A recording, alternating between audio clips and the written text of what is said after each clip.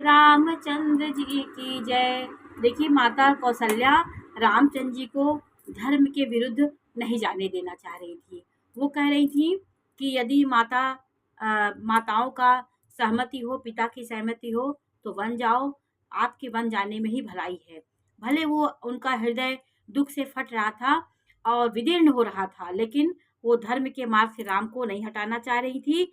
लेकिन उन्होंने कहा कि हे राम, ये सीता को मैं लाड प्यार से मैंने इसको पाला है और मैंने इसको कल्पलता के समान मैंने बहुत तरह से इसे सींच, बड़े चाव से मैंने इसे स्नेह रूपी जल से सींचा है।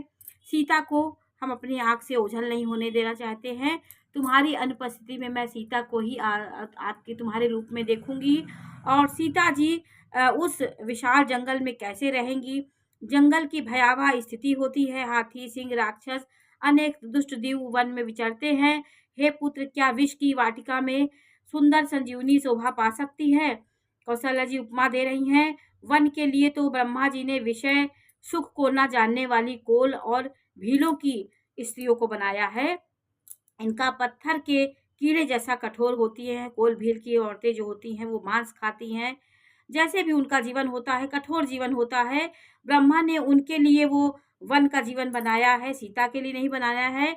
और तपस्वियों की स्त्रियां वन में रहने योग्य होती हैं, जिन्होंने तपस्या के लिए सब कुछ, सब भोग त्याग देती। हे पुत्र, जो तस्वीर के बंदर को देखकर डर जाती हैं, वो सीता वन में किस प्रकार रहेंगी? वहां तो नाना प्रकार के जीव जंतु और पशु पक्षी रहते हैं और हिंसक जीव रहते हैं।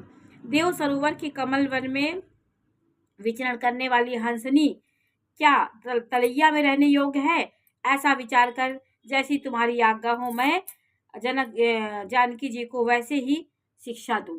राम से क्योंकि उनके पति थे, उनसे आज्ञा ले रही हैं कि मैं सीता को रोकना चाहती हूँ, लेकिन तुम्हारी आज्ञा के विरोध मैं नहीं कर सकती हूँ। माता कहती हैं, यदि सीता घर में रहे तो मुझको बहुत सहारा हो जाएगा। श्री रामचंद्र जी माता की प्रिय वाणी सुनकर जो मानो शीतल शील और स्नेह रूपी अमृत से सनी हुई भाषा सुन के रामचंद्र जी का हृदय करुणा से भर गया। और रामचंद्र जी जो दोहा नंबर 60 में देखिए है, विवेक में प्रिय वचन कहकर माता को संतुष्ट किया, फिर वन के गुण दोष प्रकट करके वे जानकी जी को समझाने लगे। रामचंद्र जी उनको समझा रहे हैं कि वहाँ का मार्ग कठिन है, वहाँ का जीवन कठिन है, हर तरह से सीता को समझा रहे हैं।